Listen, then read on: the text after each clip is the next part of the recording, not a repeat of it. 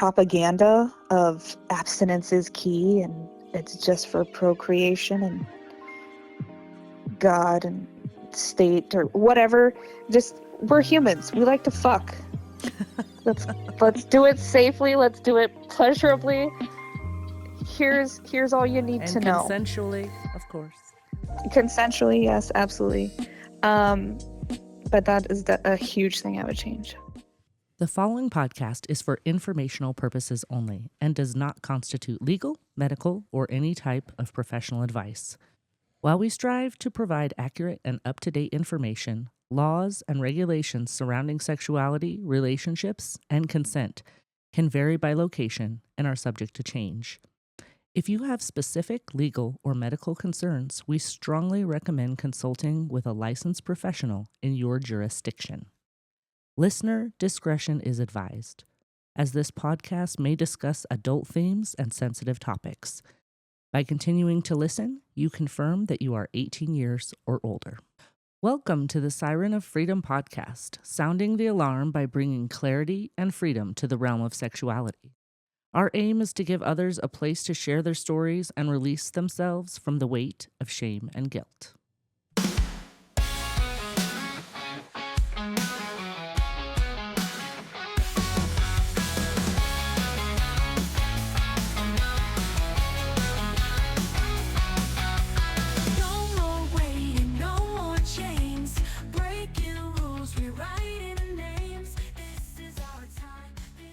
Hello, everyone. Good evening. We are here with another episode, your favorite of the week, I'm sure, the Siren of Freedom. And tonight, we have Miss Kitty with us. How are you, lady? I am super well. How are you? Good. I can't help add the miss on the front. I did get permission, but she's... It just sounds so much more cordial. I know. It sounds fancy. Like, we're going to tea. Miss Kitty, would you like to come to tea with me? Absolutely. We have the freedom to do so. All right. It would be a nice little airplane ride away, and I would welcome the visit.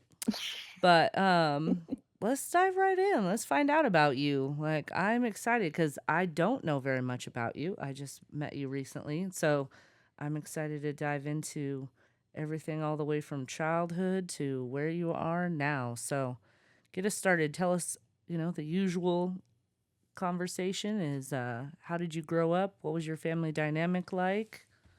Tell us a little bit about everything. Yeah. So I grew up in rural Midwest. So that's awesome. My parents divorced pretty early on in our childhood. So it was normal for us to just go back and forth to each other's houses or whatever, and so we didn't know any different. But thinking back to how they parented, I guess would be a good word, they didn't. They were just like, oh, we have children. Here, and now it's your turn. Now it's your turn. You stayed fed, though, right? Food. Well, yeah, we were most fed of the time. healthy, details. So when we were like self-discovering, and like I was sifting through the memories to try and, think about when I was doing this podcast, we learned about sex on our own, like from other people. We watched movies we were definitely not supposed to be watching. The biggest one is like The Best Little Whorehouse in Texas. I don't know if you guys have seen that. I have not never appropriate seen for that. children. I have never seen that. Great so now movie. My husband is going to make me watch it because there's so many. Oh, you would like that. I'm surprised you didn't watch it. You would like that movie. We'll have to. Yeah, it's a super good movie. And it's like a musical too, right? I haven't seen it in a long time. It's a musical. Yeah, you'd like it. Yeah, it's got Dolly Parton in it. Oh. It's fantastic. Like? But we were watching that at like 6 and 7. And there is I wouldn't say super graphic, but you see a lot of women's upper chests. You can say it. And You so can. we We just don't have to be that. okay. We can say That. titties. Yeah, we Okay. can cuss and say Okay. titties and stuff like that. We just try not to get into Okay. the super crazy juicy stuff. And Miss Kitty does have an other side too.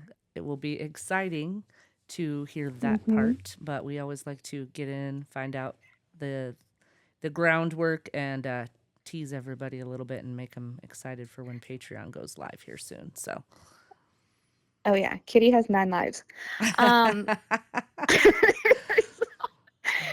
so we knew about sex right away, and we didn't know about it, but we've seen it. We got like the innuendos of like jokes and stuff like that. And then so eventually, when my mom caught on that we knew this stuff, she's just like, okay, I guess you know about it, and that's enough. We still didn't talk about it until like they caught me quite literally rolling out in the hay in the hayfield in the hay bales, and she's like, okay, this isn't acceptable. I'm like, Ooh, so okay. back up a little bit. Back up a little bit. Yes. We need some more details on that. So you learned about it basically from movies. How many siblings do you Yep. have? 2, older brother and a younger sister. Okay, middle child there. Middle child. And then like how far apart in age are you guys? 2 years, so we're pretty close. Okay, awesome. Mhm. And then were you guys religious at all? Did you go to church or anything like that? Kind of. So we grew up Catholic. I consider myself a recovering Catholic now. So it was just enough that we went to like Sunday school and we went through like the catechism. My mom's biggest thing was get confirmed, then you can decide if you want to stay with the church or not. And with Catholics, I didn't get confirmed until I was 17. So basically all of high school. I was a part of the church in some capacity, kind of varying degrees of it. And how did that, I'm not as familiar with Catholicism as I am some other religions.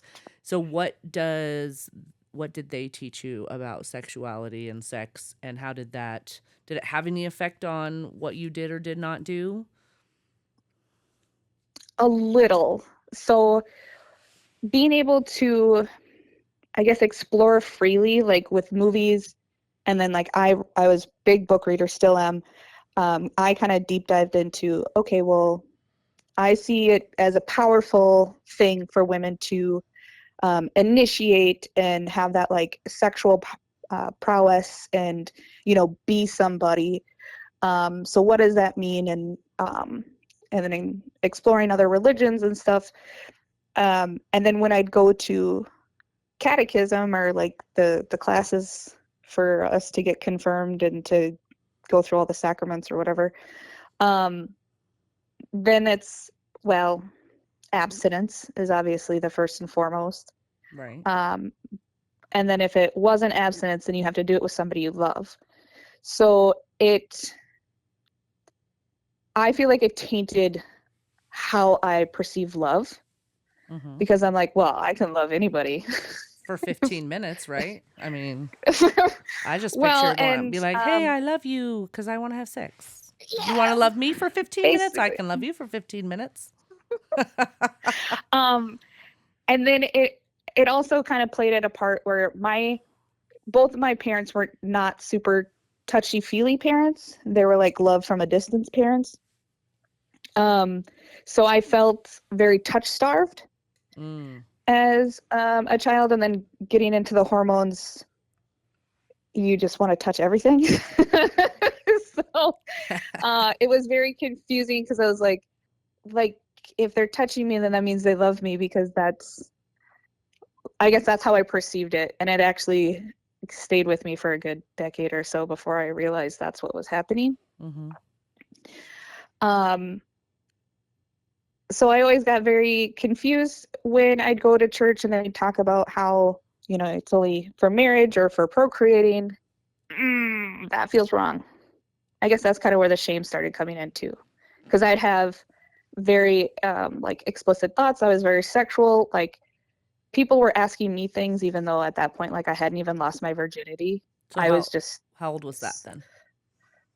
I lost my virginity at 16. Okay. But then at a younger teen is when people were other friends, I assume, were asking you. Yeah, they were curious. Yep. And they're like, well, how do you know about this? I'm like, I can read a book. I don't know what you want from me. But it was actually, I thought of this, actually it came into my head today. The guy I lost my virginity with, he didn't even think that I was a virgin because I was so boisterous about sex, and I guess I was pretty good for a virgin. Because I don't know if he was like, educated yourself first. Yes. And you were enthusiastic, and right? Then I was very enthusiastic. But I was a farm girl, so I rode horse forever. And he's just like, well, you didn't bleed, you didn't do any of these things that typical virgins do. And I'm like, I don't know what to tell you. I am me. I am me. My vagina does what it wants. Facts. But like facts. So tell us the story of kind of like, you know, like how did you meet this boy? Like what was the process of like getting to that point? I'm gonna sound like such a hoe. That's kind of the point of the show, is to take all the way from innocent to hoe status. So, and everything in between. We want to hear everyone's stories. We hit hoe for pretty fast. It's okay. He was a grade above me, and I think we met through mutual friends. He was part of the football team. He was like 6'4", like super big boy, right? And I was like, hell yeah, I want that one. Let me climb that tree. Because you are vertically challenged yourself, so I am. And us tall girls hate those short girls like you. We're like, them bitches taking our tall men. Anyways, I digress. Oh, really? I'll take the tall girls too. Like, come on. I want to know. I don't discriminate. So yeah, we just kind of clicked, and then again, touch starved. So I'm like, we're cuddling, we're kissing, and we're just like, yeah. And I'm like, no, let's, again, from watching movies, I was like, okay, men find it sexy when women initiate and want to have sex and want them. So I'm like, all right, I got that. I'm like, give me your dick. Did you literally just say it like that? From what I can recall, I probably did. I don't remember the bits and pieces of it. I do remember like giving him my first blowjob and being like, I'm no expert, but your dick is tiny. and I was so disappointed because he's super tall. And I was like, yeah, you never know what you're going to get. Shit. Correct. But I'm like, you know what? I got this. I'll pretend to gig. I got this. For all of you that have pretended to gag, raise your hand. I want to hear some feedbacks, ladies. If you've pretended to gag, you should put a little comment on here and let us know. Let us know we're not alone. I have definitely done it as well. Mm-hmm. I have been emasculated. I totally feel ashamed and feel like I need to dig a hole and put myself in it and never come out again. Whatever. I've never pretended to gag with you, sir. So don't worry about that. But there's some guy you gotta you want to get it out of there. You gotta boost their You gotta us boost the micro ego a penis little men bit. have feelings too. You understand that? Okay, sir. Mm-hmm. Okay, that's a different podcast. Yeah, the micro penis podcast. We'll make one for you. So it was, it was what it was. It wasn't anything special. I didn't feel like it was that aha moment of like when you see on TV of like, oh my God, it's life changing. And like, that was it. Oh, okay. Yeah. I mean, I'm going to keep doing it because like It's got to get better than that, right? It's got to get better. I'm like, okay, this is like first try. Okay. Yeah. But I definitely remember having a conversation with him like a week or so after, and we're young and dumb and thinking we're in love and whatever. And I'm like, well, I've sacrificed for you, and I love you more, because I like hinting that I gave him my virginity. And that's when he was like, you didn't act like a virgin. You didn't even act like a virgin when we were having sex. Like, I don't believe you. I'm like, well, that's super invalidating. Thanks for that ? I don't know, man. What do you want? So that was also super confusing, because I was like, okay, so I did all of the things that the movies told me, all the books told me, to be like upfront and to be that power. And then it was too much. Right. But I still kept doing it. Still keep doing it. To this day. To this day, it's actually kind of turned into a problem, because there's been a couple partners. The partners, on how they're perceiving it. Mm-hmm. Some are like, well, you're super pushy. I'm like, well, you can tell me no, and I will be fine. Like, I will respect your no. Like, if you don't want to have sex, we don't have to have sex. I always want to have sex. I am more of a man in that aspect than some of the men I have dated. I relate. So, but you also have to say no. Like, you can say no. Because the last thing I want to do is we have sex and then you're not into it or whatever, and I can feel that instantaneously while we're in the moment, and I will dry up faster than the Sahara, because I can feel that. Babe, you need to weigh in on this, because this is a challenge for many just more forward type A, aggressive women, but we have to learn to have a little bit of softness with us. So what, babe, weigh in on this. I know you got some questions. You ready for the brutality? Look at your face right now. Man, she can take it. Yeah. Well, it's like yes and no.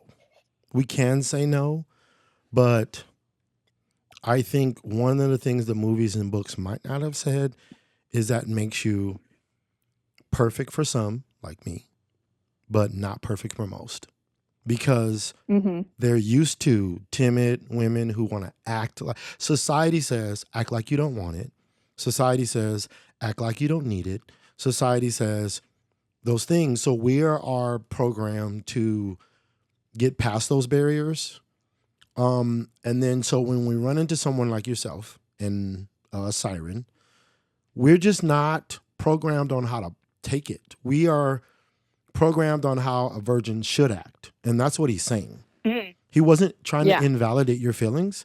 He was just saying, this is what the movies told you something, and the movies told him. This is how women are supposed to act. This is what women are supposed to do. This is how they're supposed to react if I de-virginize them.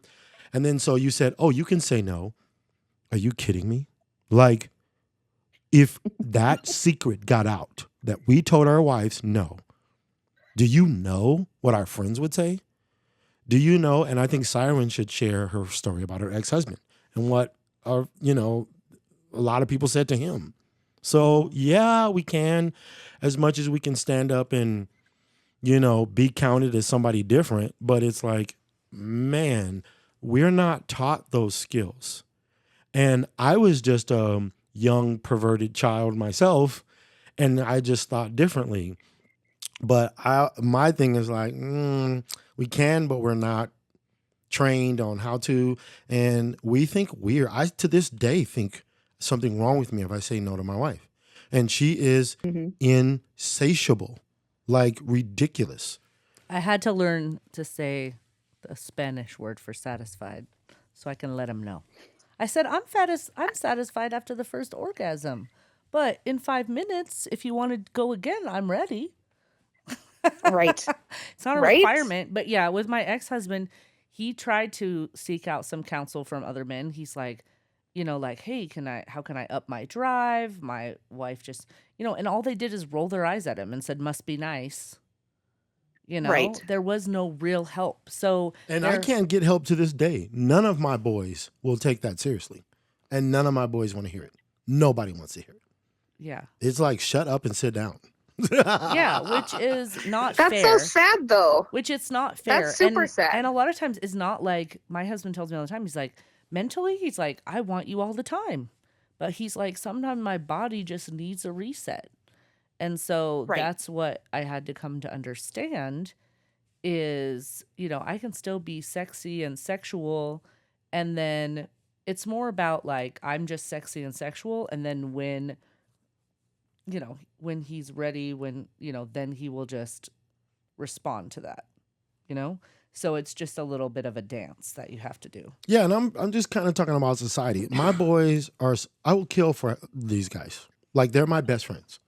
And I would not have the kind of little success that I do in this lifestyle without them, like, straight up.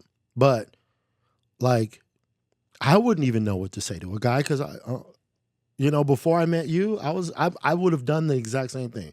Nigga, if you don't sit down and shut up, like, no. All of us over here trying to get our women to activate, we're trying to get them to turn that part of them on.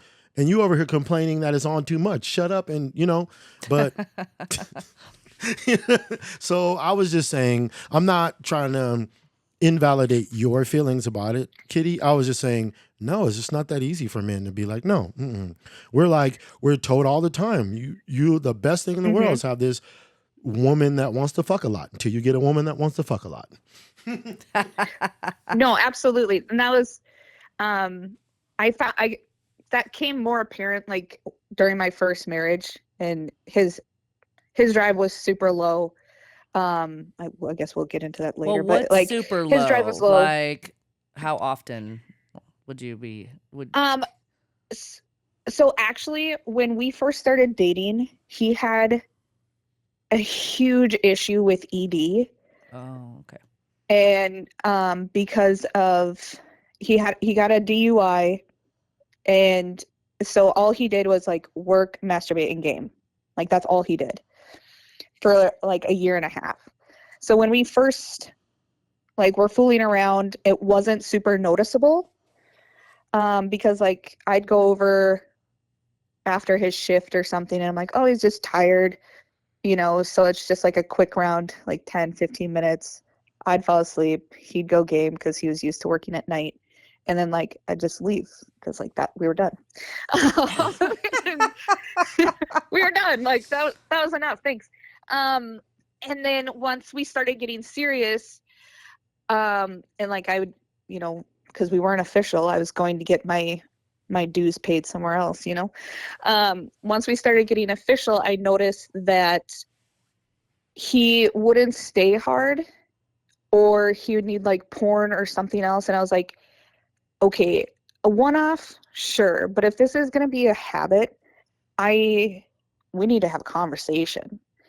So the really shitty part is he made me think it was me for the longest time before he finally admitted, like, this was a huge issue for him and the why and all of that. And then I think for 3 or 4 months, we didn't have sex at all because we were trying to build his drive back up. So I just got to blue ball him, which was fantastic. It was so great because like we would just, grind, like I would just grind against him, we'd just do like super heavy petting and fondling and whatever. But and I had to stop myself. So I'm like, we have to do this with our clothes on because if clothes come off, I will want your dick.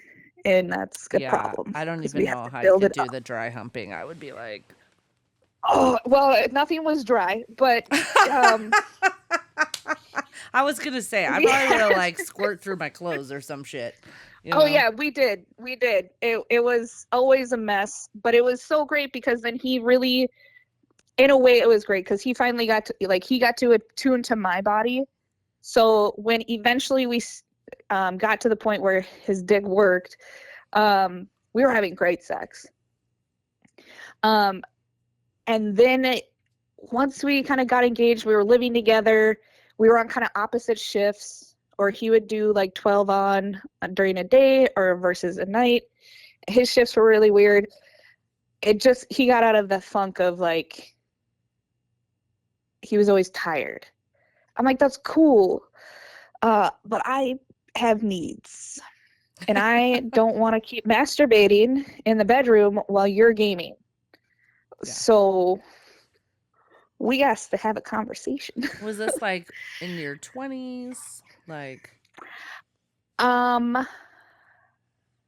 yes. It's a mid-20s. I feel for men because they have to do so much work, right? And it's like, my husband goes to the gym all the time, takes like supplements, all kinds of protein, like all these things just to like keep up with me. So right. You know? It's so not it went easy. From, it's a commitment to a regimen as well. Yeah.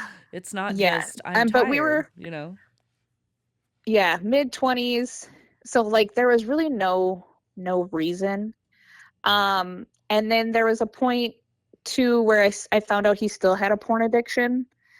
And I was like, okay, let's deal with this now. And for whatever reason, I also distinctly remember having the conversation of not having sex unless it was going to be good sex. Because we both had instances where we knew that one of us or both of us wasn't in it. We were just having sex because we were bored, and not in like in a fun way. Like we felt like it was a duty to have sex to like one or the other, and then like afterwards we're like, that was fucking terrible. Yeah, I didn't come. Obviously, neither did I. We should just not do it unless we know we're like in it. Right. It's better to wait like, a few days, or whatever the timeline is, and then, build it up for both of you. Right. So that's what I was thinking, a few days, not a few weeks or months. So we went through the dry spell. And it got too much for me to, because then on the flip side too, once we did have, so I'd initiate and he'd be receptive to it. I wanted to try new things, super simple things like, hey, let's use like a little toy. Let's do something a little adventurous. Just as simple as like, hey, let's go back to like high school days. Let's have sex in the car. Let's mix it up. He just assumed that I was getting that from talking to another man. Like, I can't come up with ideas on my own. I was obviously doing something on the side. Or reading or searching the internet for ideas. Right. Well, and I was obviously reading those books because I am who I am. So he was like, those books are just getting to your head and filling you full of ideals. And I'm like, if those are the things that are questionable to you, you actually do not want to know the books that I am reading. Yeah. It came to an impasse, so I did end up having an affair. Because at that point I was like, how can I push you away? So, because I know I'm going to be the villain. So I might as well make it a reason to be the villain, to break this up and to end it. And then he still stayed, and I was like, well, you're the idiot, I guess. Let's try it again. I think after affair number 2, he finally was like, he still didn't want to end it, and I'm like, no, this is trash. We're done here. Well, why didn't you obviously? I've always wanted to ask this question. And so why didn't you just go? Why didn't you just end things if you weren't happy in that realm? So that was I feel like the shame came into a part of it, and like a little bit of guilt probably, but I didn't feel like I had the right to end it because I wasn't happy. And because I felt like I was too much. So if he couldn't handle me, why would anybody else want to handle me? And then I also felt like I was already emasculating him in other ways, which were apparent, that I didn't want to emasculate him in like the big societal way, like Socrates was saying, of like, I'm too much to handle sexually for him. So I felt like, okay, if I'm the villain, it'll be easier for him to understand why I want to leave. Mm-hmm. Which now saying it's out loud sounds super fucked. Well, this is a no judgment podcast because we all have our journeys to where we get to. And you know what? It's very miraculous that I did not cheat on my husband because I was, living that side of things. Right. And he was actually the one that cheated on me. Like, very strange, actually, because I was here this, like, hypersexual woman that wasn't getting her needs met. And I didn't go looking for anybody else to meet those desires, but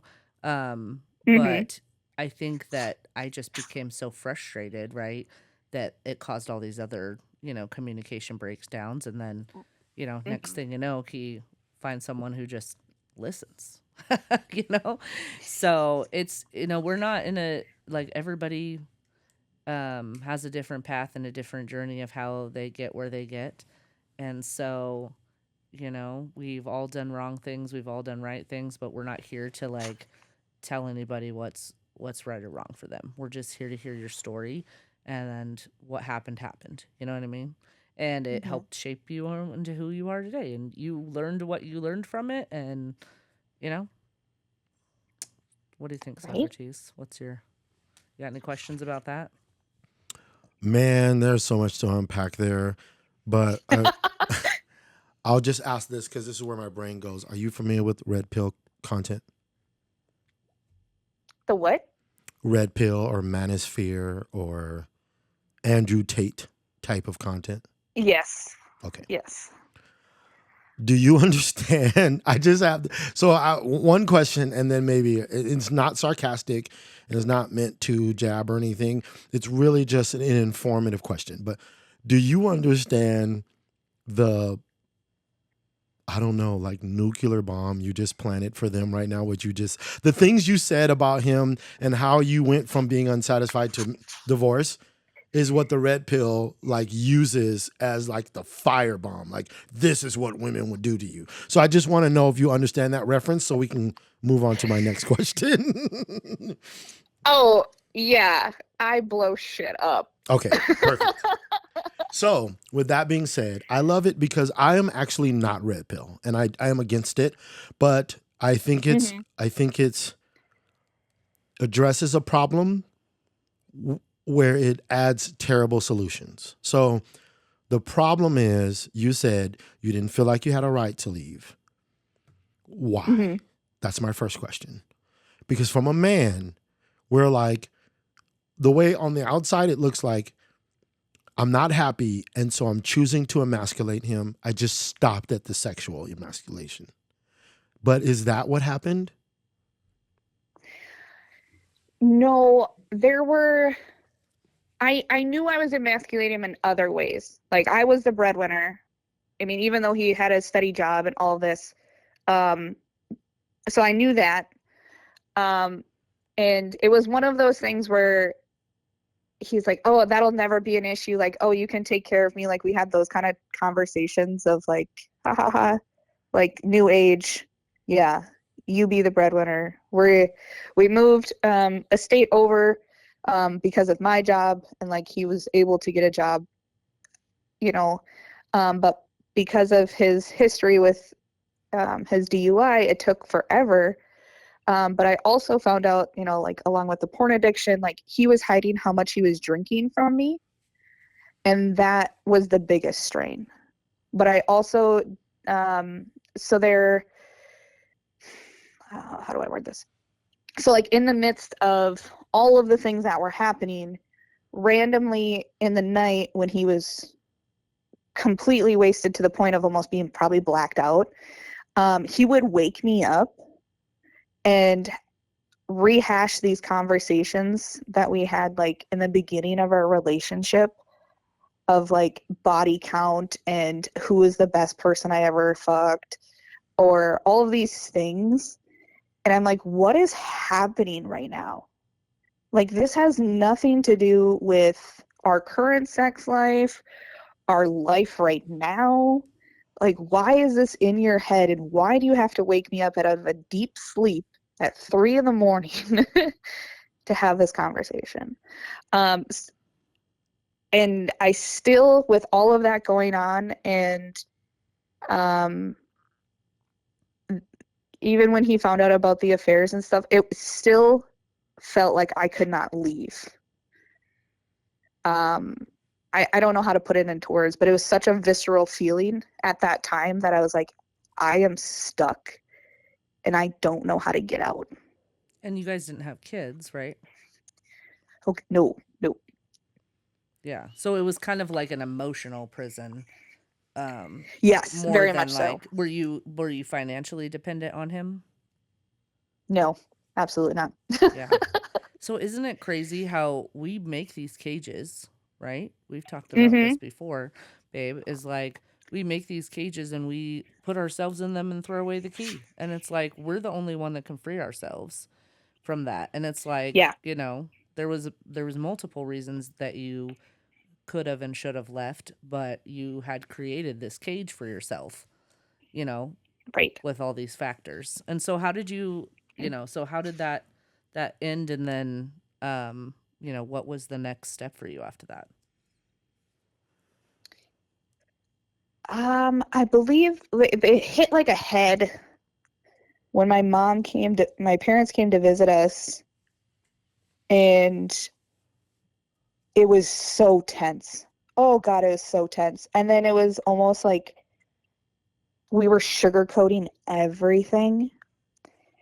And right before my parents came, they, I came home, I don't know where I was, came home, realized he was completely shit-faced. And you realize, my parents are showing up here in 10 minutes. And then he's trying to sober himself up enough, and he's trying to, play the best son-in-law or whatever. So that was kind of Jesus fucking Christ, what am I doing? Because she called me after they left, they got home. I was at work, and she called me. She's like, "Is everything okay?" Because it seemed tense, and I'm like, "No, it is not okay. It hasn't been okay in a while." And I think I was just like, "Yep, I'm moving out. If anything, I need my own space for a little bit to figure out what we are doing." So I just moved across town. We kind of stayed in contact. And I think it was probably a month away where I was just like, oh my God. There's weight off my shoulders. It feels so much easier. I'm like, this is done. I want a divorce. Come to find out, because we moved states and we hadn't been in the state that we were living in that long, we had to wait 6 months, or we had to be residents of the states for 6 months before we could file for divorce in that state. So we're like, cool. But you lived apart. Said nobody. So it's like, we lived apart. Yep. So, and then I got a different job in a different community. So I moved, I guess, essentially again. He kept the apartment that we were having. I'm like, to make it easier, we have this joint account. We'll both make sure that, if you feel like you can't pay the rent or whatever for this, I will supplement. I'll put it into some money into that account so you can keep this place until we figure out what we're doing, or until we file paperwork, whatever. But I know I can sustain myself, so goodbye. Right. And then, Socrates has a question. Go ahead. So, okay. So let me ask you this. You talked about being a modern woman and new age and all of that. Mm-hmm.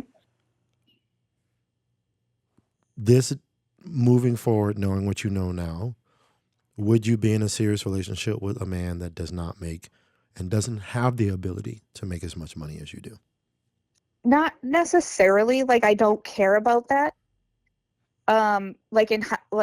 In when I speak to people, and they're like, what are you searching for? I don't care how much money you make, as long as you're putting an effort to the greater goal of what our future is. I don't care for the backlash of oh yeah, I don't care if you make more money and that I don't make as much as you, but then you're going to belittle my financial decisions because I am making more than you. What do you mean? If that makes sense. What do you mean belittle? Because like for us, when Socrates and I met, I made a lot more money, but I also was like, I don't care. And for us, it was right. hard, but we got to a point where I was like, just have to accept, sir, that wherever the river flows into the lake is fine. It doesn't matter if it's a little stream or a big stream, as long as everything gets taken care of, it doesn't matter, you know? But it was a bit of a challenge for us, but I check in with him regularly too. I'm like, did I ever make you feel less because you didn't make as much? But I also don't feel like, he did anything negative towards me for making more either. Besides just kind of, at first he's just kind of sheepish, like, well, yeah, I'd love to go on that trip with you, but we got over all that. But what do you mean by like belittle you for your financial choices? So kind of like, I guess that sheepish mentality of like, oh, well, I don't, again, maybe Socrates can correct me, but I guess I perceived it as, okay, it's a man thing. You're supposed to be the breadwinners, as society says, and you're supposed to be paying for all this stuff. But I can pay for it. I can take us out on dates. I can take us out on trips. I can drop $4,000 on a piece of art if I wanted to. Because that's what I want and that's what I like and that's how I want to spend my money. But you're telling me that's the stupidest thing you've ever heard. That's because you don't have $4,000 just laying around. That's not my problem. You can push yourself to do more if that's what you want. It sounded like a little bit of a jealousy thing. That did you very ever much have so. moments of that, babe? No, and my thing is, you know me, man. I'm so outside of the box that I think so differently. You don't really care about stuff anyways. Well, no, it's not that. It's just what she said. It's society. Mm-hmm. So if you understand my background, in Jewish law, the woman works and the man studies. Mm-hmm. Because in Jewish law, in rabbinic tradition, you spend your time in the books, in whatever you're doing. So this is just a man-made Western society, individualist, rugged individual bullshit about who's supposed to provide and who's not. So since I knew that, and since I knew I had a plan to make us way more money and long term, like you said, have multiple streams into that lake that I can build. And I also knew my limitations, and you are much better at going out and saying, we need money now, let's go get it now. And doing it. I could do that if I'm selling drugs, but I don't do that anymore. I'm the short-term money, he's the long-term money. All right. Yeah. So since I had self-confidence to be like, yeah, you are making the money now, I was checking in with you because, and this is what I love about Kitty, is what she's saying is that, do you really believe that? Because I will use that short term to build a long-term system that makes a lot more money. And, but at the end of the day, a lot of women say that and then they really don't feel some kind of respect when he speaks up as a leader and head and all those things. So I was checking in with you because I'm like, I have frame, I have leadership, I have vision, I will protect you, I can fight, shoot, this, that, whatever. And I'm confident in that. But what I wasn't confident in as I am now is there's women out there that understand this is just temporary, baby, because I've made 6 figures, I'll do it again, So that's where I was. But I do know most men do tie how much money they make to their ability to be the man or the head of the household or the leader or the provider and the protector. I do too much research and read too many books and look into too many things to worry about that. Yeah, and you're definitely very proud of the fact that we have turned to the tables on that. But, and you're proud to be able to buy stuff because, there was a long time that you couldn't. But it's very different than, the proverbial beating of your chest of like, because I'm just as capable. You never make me feel small. Like, oh, I'm paying for this and you don't have the ability, or or vice versa. Because I look at it like it's not about hierarchical things. It's about, I want you not worried about that, because you and your divine feminine is the most incredible thing I've fucking seen in my life. And I'm like, I don't want you worried about making money, because when you're not, and you're worried about the creative side and other people's well-being and cheering people up and sales and marketing, and you're fucking amazing. So it's not about, well, I'm the man and I should, and I'm the man, I can do it better. No, man, when women can make, there's billionaire women who've made it their own. It's been proven that women can make money. We ain't doing that no more. Mm-hmm. So I was more about, and I'm still more about, what can I take off your shoulders so you could be more of a divine feminine and kick ass, because you're the prize and I'm the protector. That's my mentality. I like it. I like how we've taken this. It's interesting how each podcast kind of just takes its own. We kind of start off with that general format of like, how did you grow up? What happened? But it's very interesting, like, and how it all translates.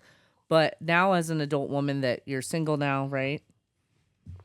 I am recently. Yes. Making your own money, doing your own thing. And so looking hot, yeah. Looking hot. So what do you think, now at this point,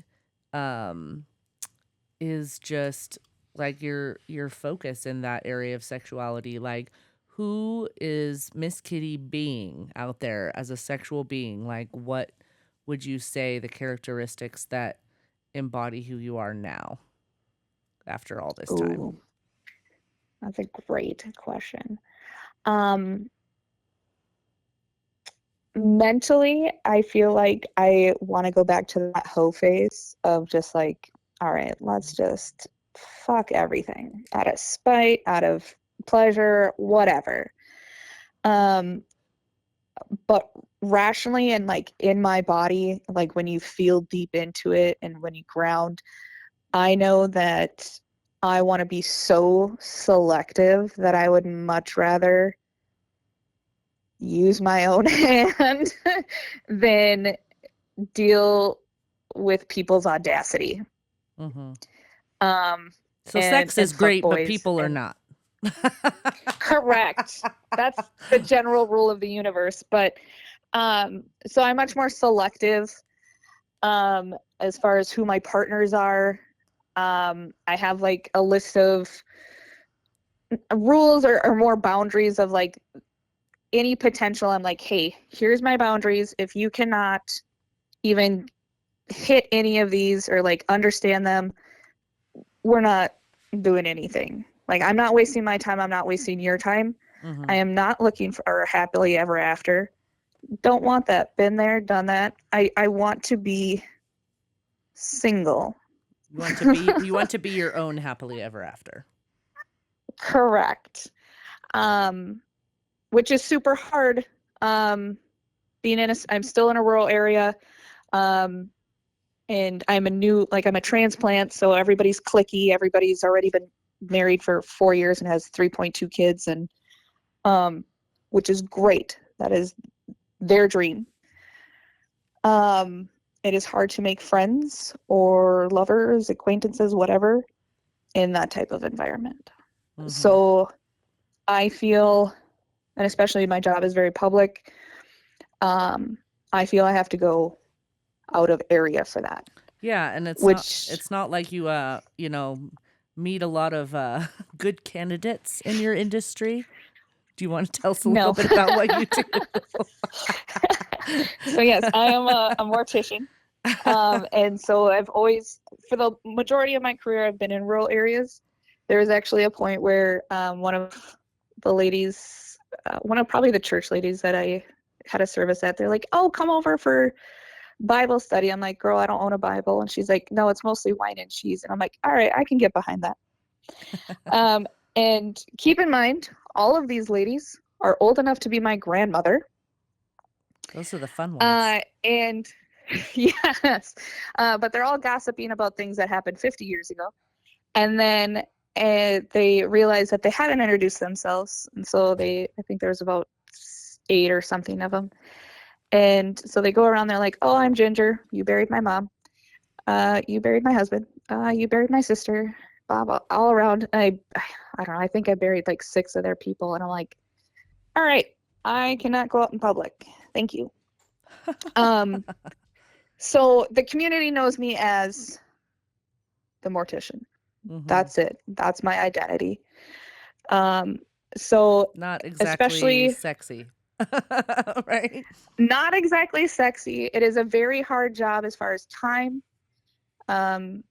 because we're on call 24/7 in a small firm, and so it's hard to have that work-life balance, let alone a healthy like relationship with other humans. Right. In any context. The humans that are living still. Correct. Because then I just look crazy if I keep talking to dead people. Right. So it is really hard, and there's actually points where when I meet new people or I meet potential whoever's, I don't tell them what I do because it's just easier not to. And I just say I have a very demanding job. There could be a point where I'm on call and we're out on a date or we're doing stuff and I gotta go. And that sucks for everybody, but that's the reality. It's not going to change. Right. And some people are very up in arms about it. Very much so. So I have... But those aren't your people. Right? Those aren't my people. And from the very beginning of my career, I was, don't fuck where you eat type. Don't rock the boat. Because I also knew how I like having sex. And if that kind of got around town, I don't need that either. And we'll talk about that more in the After Dark episode here. If you want to hear how Miss Kitty likes her sex, we'll get more into that. She likes it. That's the gist of it. So yeah, it's been hard. So I find myself going to other states, other communities, outside of usually a good hour outside of where I live, to play or to even date. Like I don't date people in my community. Okay, well, we are about at the hour mark, so we're going to wrap up this part of it. Unless you have any further thoughts, because I want to get into the juicy stuff. We like to tease the listeners a little bit, but pay you $1 and you can hear how Miss the Kitty... juicy stuff is going to be worth it. Right? You can hear how Miss Kitty hollers. Go ahead. Purrs. Well, thank you, Kitty, for being on this segment, and we're looking forward to it. Yeah. To our audience, you can email Siren at thesirenoffreedom@gmail.com. We'd love your questions, comments, concerns. We're definitely going to be on social media, but we're actually waiting till we get 10 episodes out.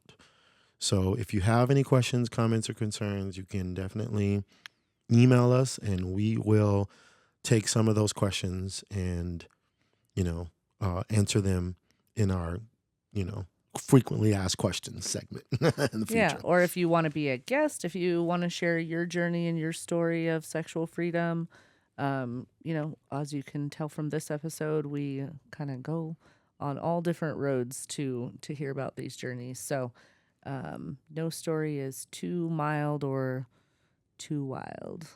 That rhymed. There we go. Look at me. Mild or wild. We'll take it all. So I have a question, and Siren, I did not talk to you about this. We had a busy day. So if you want to edit this out, we can. But I'd like to ask a question to our guests, and it's going to be the same one every time. Okay. So, Kitty, 2 questions. Mm-hmm. If you can change and I'm going to ask it on the After Dark, but in a little differently. If you can change the state of dating in a positive way, and if it was one thing you can do and just snap your fingers and you have all the power, you have the Thanos power, right? You have, the gauntlet and everything and all the stones, what would you change for the better? Oh, that's way too much power. I would change the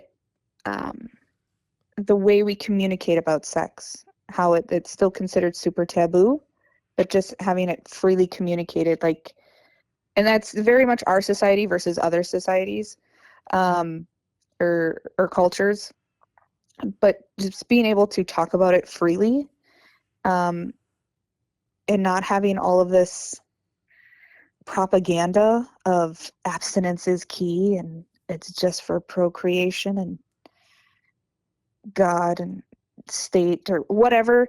Just, we're humans. We like to fuck. Let's do it safely. Let's do it pleasurably. Here's all you need to know. And consensually, of course. Consensually, yes, absolutely. But that is a huge thing I would change. Huge thing. Awesome. Okay.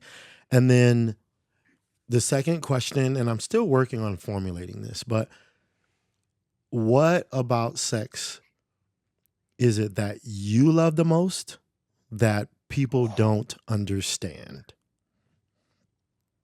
Ooh.